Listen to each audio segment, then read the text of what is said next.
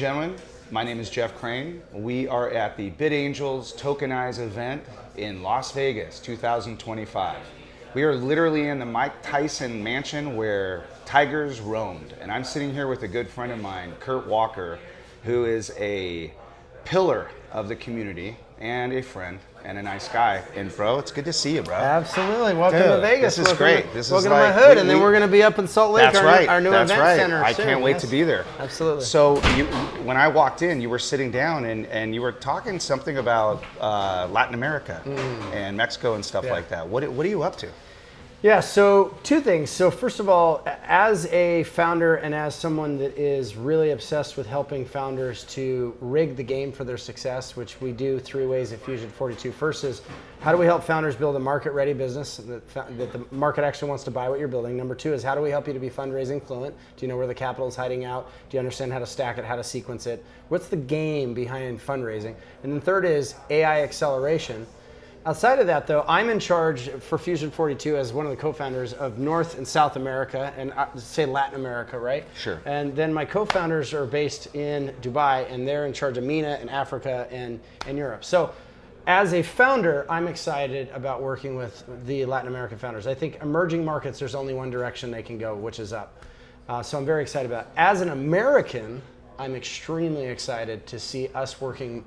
I had this vision of North and South America, North and Latin America working together. And I really believe that we need to be cooperating and competing together against, say, other regions of the world, healthy. I mean, I love all founders, but that's just something I think that really needs to happen. And to me, it just makes all the sense in the world. So something we want to be really supporting is nearshoring. And then something else is just really saying to the Latin American founders, we're here for you. Like, we get it. A little stat that's, I think, really important. Latin America gets about 1.5% of all venture capital around the world.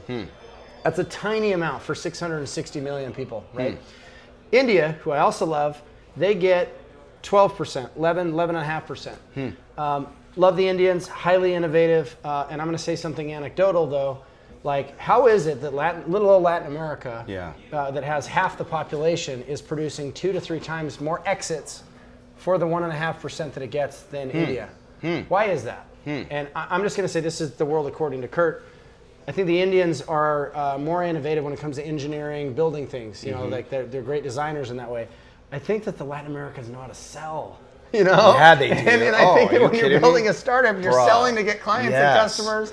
You're selling to get fundraised, right? We call the first one client capital. The second one we call dollar capital. Sure. And then you're selling to raise and recruit a team, human capital, right? Those are the 3 capital macros. Right. So that's what it's all about. Plus, I love the mountains, and I just think the celebration of life, which is probably true across the planet. The Indians certainly celebrate life, but there's something special about the way the Latin Americans throw down. I am so with you.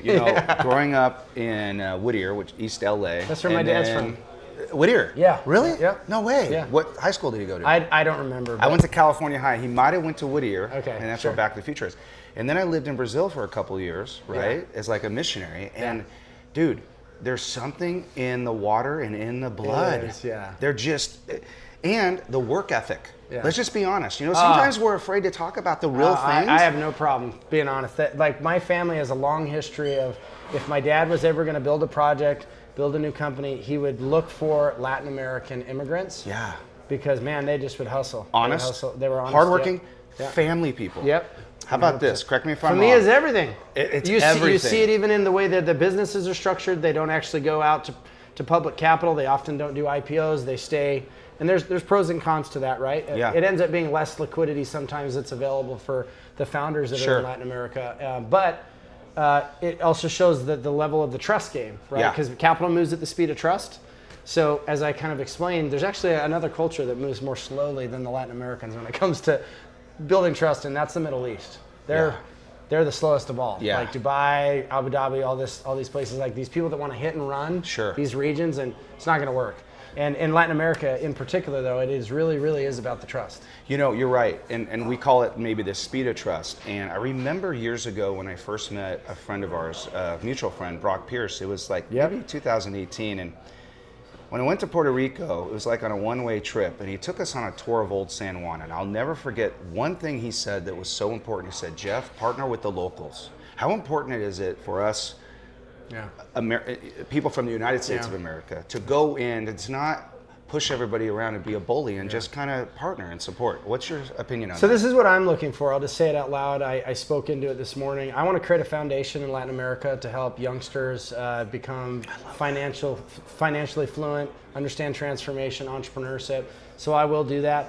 But also, I look for the champions in Latin America. I look for the leaders, the super connectors, the investors, the ecosystem builders, and how can I talk to them to understand what they need so that we can back them? Yeah. Because the Latin American founders need to see the individuals that look like them, that came from the same places. Exactly. I was going to say Michael Jordan, Michael Jacksons of the world, but Yeah. I could use Felipe Massa. I could use the founders of Rappi or the founders of Nubank or whatever, right? Right. We need to create more of those that we can then Absolutely. showcase. And so that's the reason I say I'm not looking to be the champion. I want to find the champions and back them. Yeah. That can inspire the next generation. Yeah. To go out and create the companies that change the world. And just speaking of Nubank, right? I believe it's a Colombian founder that then went to Brazil to create. Oh, okay. And this isn't just like top neobank in Latin America. This is top neobank in the world competing from Latin America. Gotcha. Pretty freaking cool. Yeah, right? Like very cool. the other neobanks are following what Nubank is doing in many regards. Right. So they can compete. So have you been to Latin America recently? Yeah. Where have you been? Most recently, what really set this passion on fire, and I'm not sure why, maybe it was time and place and whatever, and of course I'm a mountains guy. I came down to Ecuador, which my parents had been begging me to go to for a while, and it was Colombia in particular that really caught my heart, and then I was in Brazil. And then since then, we've done a number of Mexican venture capital summits and stuff. So now I feel like I need to go back to Mexico and really explore all of Mexico. I need to go back to Central America. I need to go see Panama. I need to go see Guatemala and go to El Salvador for the first time. Right. And then, of course, almost daily, I'm like, how do I get back to Colombia and Ecuador? How do I explore more of the technological opportunities in Sao Paulo? Yeah. Our videographer out of Miami, his name's Matthew Hoyos. He is the drone king of Miami for the last umpteen years. Really? That's He's cool. from Colombia. I will connect you. He's Please. been wanting me to get out there and get on horses and have a wonderful lifestyle. And I'm like, dude, I can't wait to get to Colombia, bro. It's Medellin, I believe.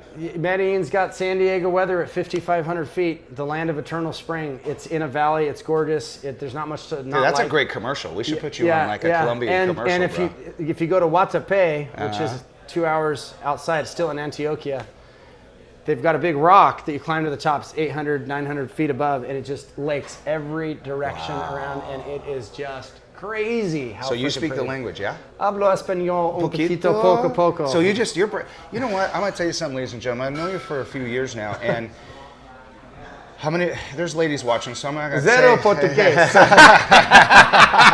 Un poquinho de portugués. But you have this presence about you. You kind of have a like, I don't give an F attitude. That's pretty fair. Is that okay? Yeah, that's fair. And it's really funny because if I ask you a question or if I see you, it's like straight truth, dude. You have no... Yeah. Can I ask you, and I'm just so curious, where in the hell did you get... Is that from your father, That's from your my family? It's from my dad, but it's also sitting through as many pitches as we sit through. Fusion 42, we do 100 events a year in Vegas and Dubai. We do Pitch Kung Fu every Thursday. Founders are welcome to come join. We have real funders there every single time. We do the Raise Summit, which is next week, 3rd, 4th, 5th, twice a year. We do the Global Super Accelerator with 250 founders. We do the Pitch World Series. We do F1 events. We do all this stuff. I just believe that we owe founders truth. Yeah. And they don't have time. They Yeah. don't have time to feel sorry for themselves or where I came from or this opportunity is bigger than I am.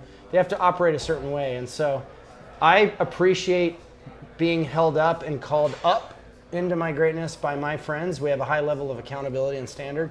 So I'd say my family, I'd say the culture of startups, and then I also went through transformational training, and transformational training is probably the highest accountability environment any of us are in. Is that like impact training? Yeah. Okay. So that's where that came from. Okay. But you walk in the room, anything you're hiding, anything you're stuffing, anything you're I've running been from, there. Oh, anything man. that is being pushed out, it will come up in Strip the you. training room. Oh, yeah. Right? So I just also think like we don't have time to. I mean, we get to be pleasant. We get to be real with each other, but I just don't think we have time. So for me, I'm always on a mission. I walk faster than everybody else. I move at a speed. We iterate. We put in our reps. By the time somebody's done one event, we've done 10.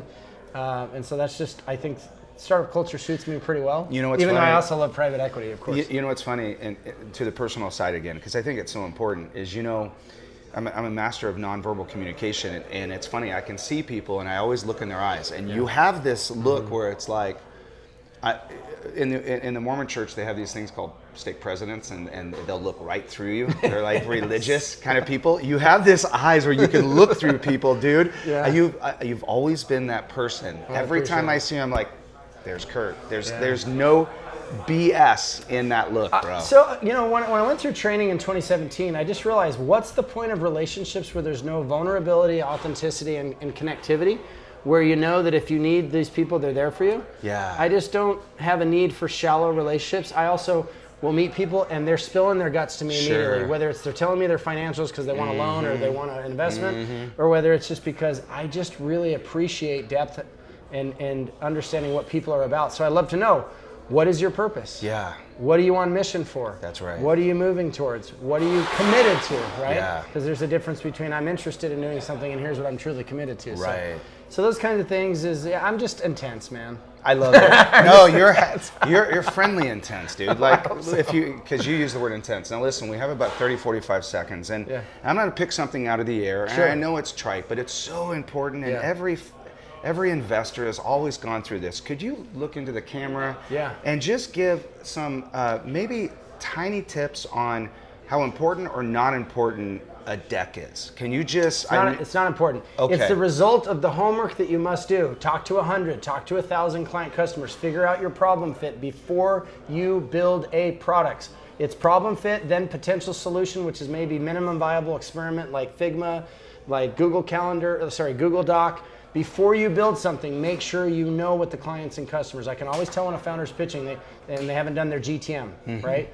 So that problem tell them what that is. Go-to market is based on the feedback you get. So decks do not get you funded. That's right. They basically back up what someone has emotionally decided about you already. Data rooms are the same. Doesn't mean your deck doesn't matter. Do it right. But again, your pitch and your decks here, this is getting funded. Funding's over here. This is all the homework that you don't want to do. We put 900 investors together with 4,500 startups on our second version of our funding platform. Wow. We got a bunch of people funded, but here's what we found out. Founders don't want to do the work to find out if the market wants to buy what they have to offer. This is called your GTM. This is where your problem fit is.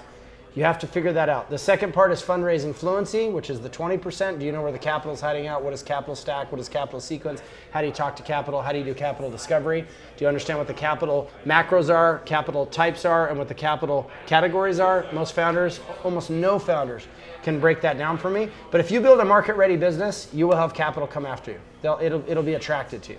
I love it. Yep. I love it, man. That's such great advice. And Fusion 42 is super hardcore about fundraising. It's our obsession. And where do they find Fusion 42, and where do they find you? Fusion-42.com. I'm on LinkedIn. It's Kurt Walker, K-U-R-T, with a little chili pepper. I'm a little spicy.